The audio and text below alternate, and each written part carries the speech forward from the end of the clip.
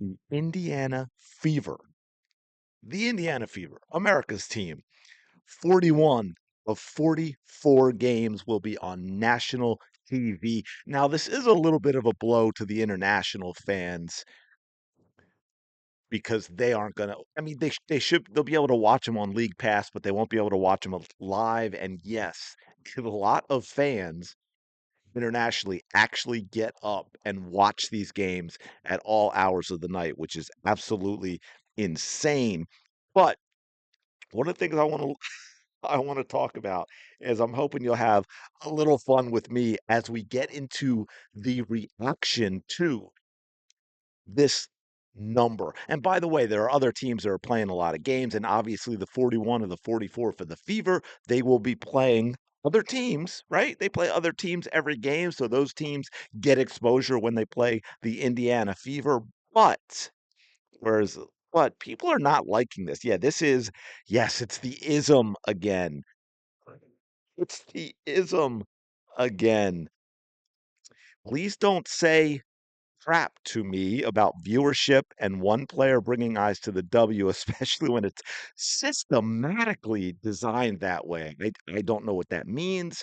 The leader of the Here you go, the leader of the Cornfield Confederacy, commissioner of course, Kathy Engelbert, needs to be fired. This is the ism. This is the R ism. Since she's so popular, they should put the games on paid platforms instead of free platforms and put the other games on the free platforms.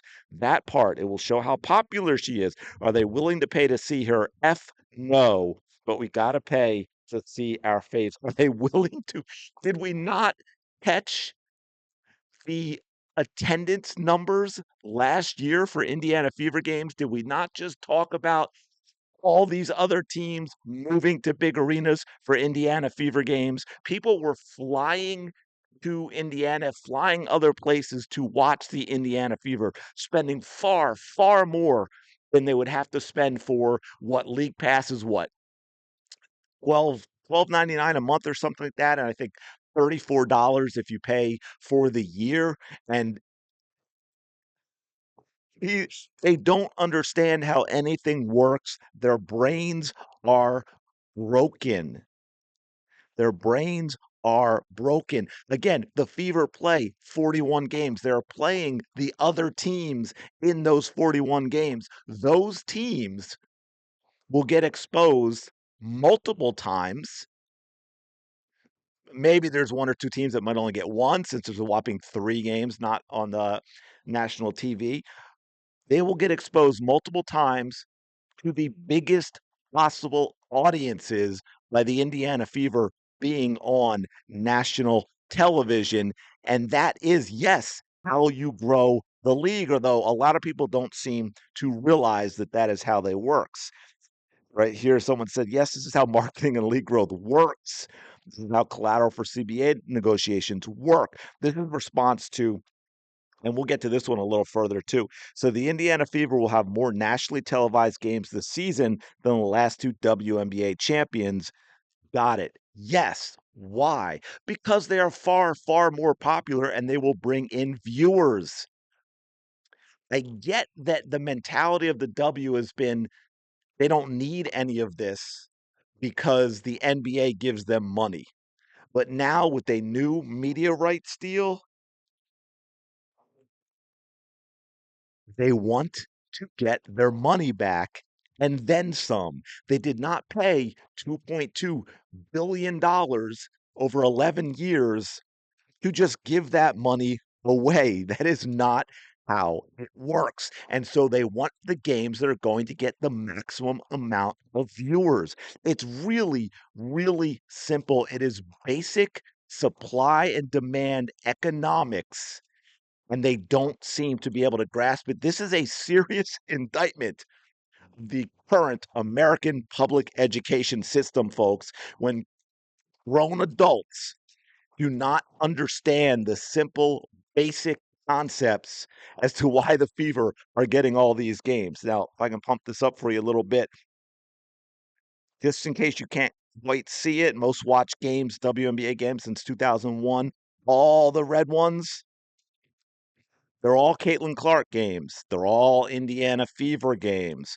This is how the networks are going to get their money back. It is massive.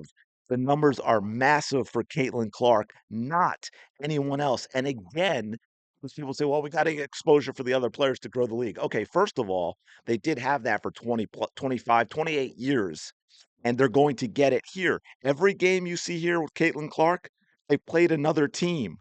That team got in front of all those viewers. I don't know why this is so difficult to understand. This is just records by network this season. And again, they're fever games, fever games, fever games. The only one that wasn't, I think, is Liberty Lynx, which it came maybe before or after an Indiana Fever game. And I'll show you something. You see Ion on here a lot, which no one knew Ion existed until Caitlin Clark made the WNBA. And it is a very new network.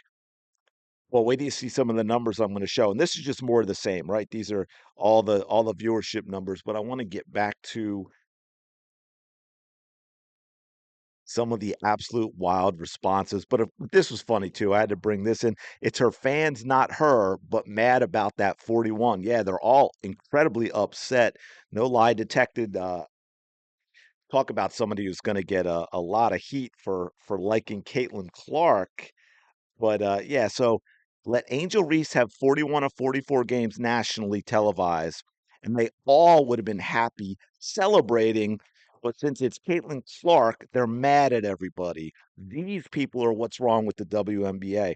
Yeah, and I've never seen a league so angry about their league growing while at the same time expecting money to appear out of nowhere to get paid more, 100%. And that's why I've said before, they want all the benefits of being a successful professional basketball league, but they don't actually want the things it takes to be a professional, a successful professional basketball league. They don't want fans. They don't want criticism. They don't want attention from anyone outside of their little club that might have an opinion that is different than the players in the league. Right? I mean, look at this. This lady has me blocked because I told her when she went after Cheryl Miller, I told her to respectfully, have some respect for the legends of the game, which is what we keep hearing, right? Every time we talk about Caitlin Clark, we have to talk about the legends. The legends. Tell me about them. I miss Unrivaled already. Well, here because they're showing ESPNW rolled out the schedule, the 41 games.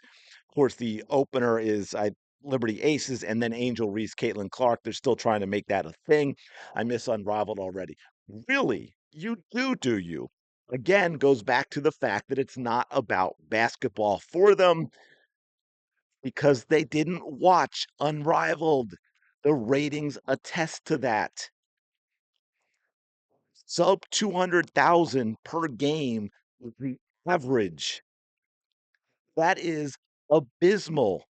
If you did that with a actual professional league where teams were in different cities and there was travel and everything involved in that, you could not do it. It would shut down almost immediately. It is absolutely wild that we're talking about this. And so we have more of that. Here's the one I want to get to because we'll get to some of the responses. Yeah. So the Indiana Fever will have more nationally televised games this season than the last two WNBA champions. Got it. Yeah. It's not right. Well, it is right, but they're playing to the algorithm. It's not an algorithm. They're about to get the Lakers treatment. Well, I'm no fan of the Lakers, but yeah, popular teams, right? Y'all need to cut the fake shock act and fast. Yes, we're here for Cece and Kelsey. Exactly, because no one wanted to watch them. Caitlin Elizabeth Clark is the needle. But you take your crybaby medicine today, and it just keeps going on. I will say a lot of people push back on this. Quick question. Which team was the most watched WNBA team last season? I'll give you a hint. It's the team with the most nationally televised games this season. That is how it's worked. It's like they actually want to try and make a profit for once. And it goes on, which was really, really good to see. And then, right, imagine a losing organization getting national TV time over winning teams with championships. We already know what city will be on Kathy Engelbert this year.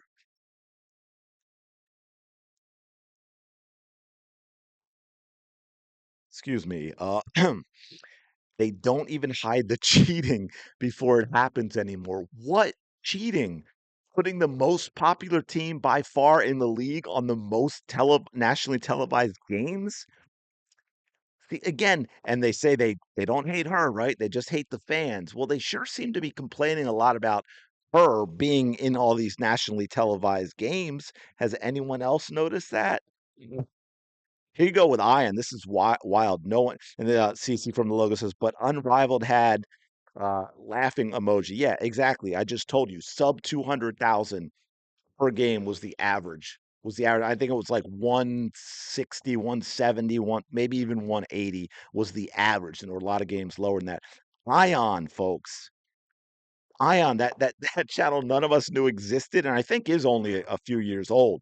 7 games Caitlin Clark had with more than 1,000,000 viewers on Ion. This is absolutely wild, and if you pay attention to ratings, if you watch my videos talking about, y there always is context because obviously, in general, games on someone like CBS and ABC are going to get more viewers than ESPN2 or, in this case, Ion. The fact that Ion can have this many games with more than 1,000,000 viewers is absolutely wild. This is a lot about Caitlin Clark. And I want to leave you with this because, again, we have broken their brains. Is it possible to boycott just one team's games? Like, we all just illegally stream them if they're playing one of our teams. That's the plan. Wait, what are you boycotting? The Fever. I'm listening. It's possible to make their viewership drop. We all just gotta come together for it. You wouldn't make the viewership drop because you don't watch. Do I need to go back to Unrivaled again? None of you actually watch basketball. I will leave you with this final thought. Uh, it's very, very simple. It's basic supply and demand. The WNBA has enough eyes on it now that it has to put on its big girl pants. It really needs to divest from the NBA, stand on its own legs, and produce. And in order to do that, and you want these players say they want all this stuff in the CBA. Well, you need to get viewers. You need to turn a profit. You need to justify that media rights deal that you got. And that means what? That means butts in seats, and that means butts in front of their television or their computer or their tablet or phone or wherever it is they're watching from. And in order to maximize those viewership numbers, you need to put the by far most popular team in the league front and center. It really, really is that simple. And the most popular team in the league, front and center, would be the Indiana Fever, front and center. So I'm going to leave it there. But again, this just exposes a couple of things. I think it goes, they don't watch. They really don't. And it's not about the basketball for them. The basketball is just an excuse for them to spew all the nonsense because there's no reason if you truly love the game and watch the game and want the WNBA to grow and you want these players to get what you say they deserve in terms of salary and so forth, you'd be thrilled about this because the numbers for the league should be better than 2024 when you have the Fever playing this many games, and that is only going to help negotiations for the CBA. But I'm going to leave it there. Let me know your thoughts on all this in the comments below. As always, thank you for checking out this video. Appreciate it. Like, comment, and subscribe. Oh, last thing. I'll probably be doing some videos on the women's college basketball tourney. I mean, just maybe game summaries of this and that, the certain big ones, Notre Dame and TCU and USC and all that. But just wanted to give you a heads up. Hopefully, that's something you will enjoy, and I will talk to you later.